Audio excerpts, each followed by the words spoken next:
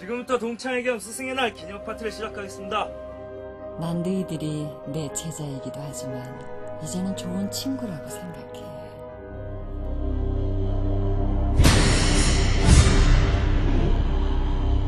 기억하세요? 제 인생이 어디서부터 꼬였는지. 사지 멀쩡하게 내가 뭐지네?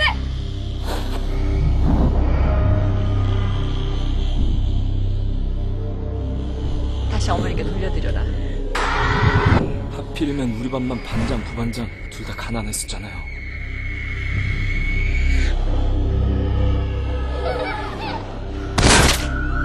우리가 왜 여기까지 왔는지 모르시겠어요? 너 누구니? 누구한테 이러는 거야? 여기 우리 말고 다른 누가 있어? 그놈은 벌써 죽었어.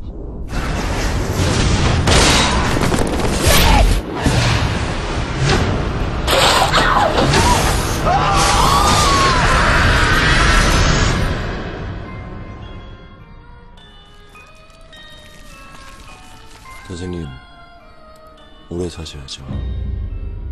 저희들 은혜 다 갚을 시간은 주셔야죠. What's up, everyone? This is Kyle coming back to you with another Tartan Asia Extreme review. This is part of my series that I'm doing on Asian cinema. This is actually the Tartan Asia Extreme series I'm doing. If you don't know what Tartan Asia Extreme is, it's and I explained it in my last video, but I'll explain it again.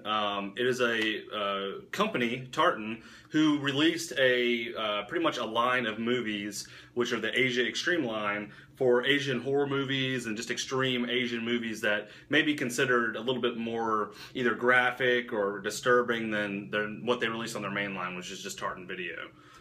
So today I'm doing another horror movie, another Tartan horror movie. This one was kind of an odd one. I really enjoyed the movie, but this is kind of a weird one to explain. But the movie is Bloody Reunion. I'm sorry about the glare. Bloody Reunion, yeah. So this movie was actually made. Let me find a date on it. This was made in South Korea, so the country of origin is South Korea, and I believe that it was made back in like 2004. I don't see a date, or 2007. So it was made back in 2007. This is basically a Korean slasher movie, is what I can kind of. There wasn't a lot of information on this movie, online to kind of get ideas of what other people thought about it. But this, in my opinion, would be considered a Korean slasher movie. Very, very good movie. A couple of notes about this movie. This is actually 2006 Korean slasher and feature film of director Im Dae-wong. Im Dae-wong. I don't know what other movies he's done. I couldn't find anything else on him, but it's his feature movie, first movie he ever came out with. This movie made $3 million at the box office. I don't know if that's, I'm sure this wasn't a U.S. release at all, but it made $3 million, I'm assuming, in the Korean box office, which to me, for an underground kind of weird horror slasher movie in South Korea, that seems pretty decent, I think, or at least seems pretty decent to me. There's other names to this movie. This movie has several titles. It's obviously called Bloody Reunion here on the American version, the Tartan release. But some of the other titles is To Sir With Love. That's honestly the main title that I found online for this movie, was To Sir With Love. It also has a title called My Teacher and Teacher's Mercy. But kind of getting into the plot of this movie, there's a teacher in this movie. Her name's Miss Park.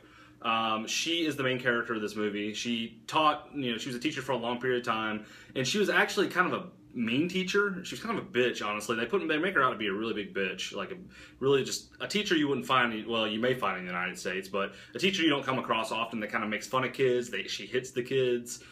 She just really puts down the kids and doesn't treat them very well.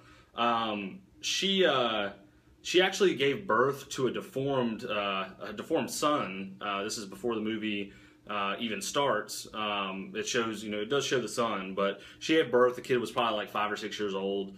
And Mr. Park, which is her husband, at the beginning of the movie, he locks the son, into the basement because they're they're ashamed of him. He has kind of like a weird. The son has like a deformed face. That's pretty much all I can. Everything else on the kid's body is normal, but his face is deformed. He's got like teeth poking out. Kind of looks like Sloth from the Goonies. Is what the best analogy I could say he looks like. He's not as big, obviously, but he just looks in the face like Sloth from the Goonies. Mr. Park locks him in the basement, and he actually hangs himself in shame of the son. So Mr. Park's, Mrs. Park's husband, the teacher's husband, at the beginning of the movie commits suicide because of the son. Then after that, the movie opens to our main characters, Miss Park and Mija. She is actually one of Miss Park's old students. She's actually taking care of Miss Park because Miss Park is like a lot older now after it shows that opening scene. She's older, she's wheelchair bound, and she can't move her legs. She needs somebody to take care of her. So this old student's actually taking care of her. And they're in the hospital at the beginning of the opening of the movie, and there's an investigator, like a police investigator there, asking them pretty much what happened, why they in the hospital, pretty much how, what all went down, and it's basically foreshadowing. It's kind of like a Quentin Tarantino movie. They jump to the last scene at first. So they got the officer asking all this stuff. What happened? Why are you in the hospital? Why is she hurt? Why is Miss Parks hurt? And then they go into the story. So the story kind of opens up. It's kind of a weird concept, if you ask me. I mean, I don't really see any of this happening, or this type of scenario happening anywhere in America. But Miss Parks is dying. She's in a wheelchair. She doesn't expect to live long. She invites a lot of her former students out to her house, which she lives on like basically like an ocean. She lives just right on the ocean. She invites all of them out, for a weekend getaway, basically. And she misses them. She doesn't have any family at this point. She misses them. She wants to see, how they've all been doing. And I don't know. I think this is her last class that she actually ever had. So it was her final class before she retired. She invited all the students back, and when the students start coming in, you kind of think most of them look normal. There's not really any indication that any of them could be crazy or there's anything wrong with them. But Miss Park starts feeding them, and she makes them dinner, feeds them, gives them a place to stay in her house. They're all drinking, having a good time. Well, one of the students gets drunk and starts telling Miss Parks about how she messed up his life. He goes on to say basically that that she made fun of him and caused one of the students that was there. She caused him to hurt his leg in a triathlon, and the one girl was one of the girls there. She's really skinny now. She used to be really fat, and the reason she blames herself for getting skinny is because Miss Parks made fun of her for being fat. So he kind of gets drunk and says all this stuff, and all the other students are like, "Oh, I can't believe you just did that." Well, he goes walking off, and they all go back into the house later on, and they all go to bed. Well, when he goes walking off down toward the lake or the ocean, this bunny masked killer guy who's carrying a box cutter comes up and just slashes this dude's face up, and then you see him getting dragged off by the killer, and then it kind of pans out and it comes back and it shows the guy that got hit in the face with the box cutter. It shows him sitting in a seat in this basement, and he is he's like bound to a chair with his mouth wide open. And this was actually a really brutal scene. I thought this was pretty badass. He was bound to like a chair with his mouth open. He's all cut up and stuff. And the guy with the bunny mask, he or she breaks the box cutter up, breaks little shards of the box cutter up, and his mouth has got this vice in it that's just holding it open, and he just dumps all the little pieces down and then pours water in his mouth and makes him swallow it. So I thought that was pretty brutal. It actually showed it. It was just it's kind of like nails on a chalkboard when you see something like that. But yeah, these murders continue to happen throughout the time that all these kids are there. They're cool with Miss Parks. They all know that she did mess up their life, but they're cool with her. They're trying to get along with her and be there for her. They kind of all feel bad for her, and all this crazy stuff is happening. Then there's a really big twist at the end that you don't expect. And it's just kind of mind-boggling. Like I said, I really enjoyed this movie. I thought it was a pretty good watch. I mean, it could definitely be considered for a rewatch. rewatch again. It was definitely, so far, I mean, I've only seen a couple of Tartan videos. Definitely one of the more brutal ones I've seen so far. And this on the back, I'll show you if you can see it. That right there is him in the chair with he's getting those things poured into his mouth. So that's pretty neat. But anyway, Bloody Reunion. If I had to give this a rating, I would probably give this 7 out of 10.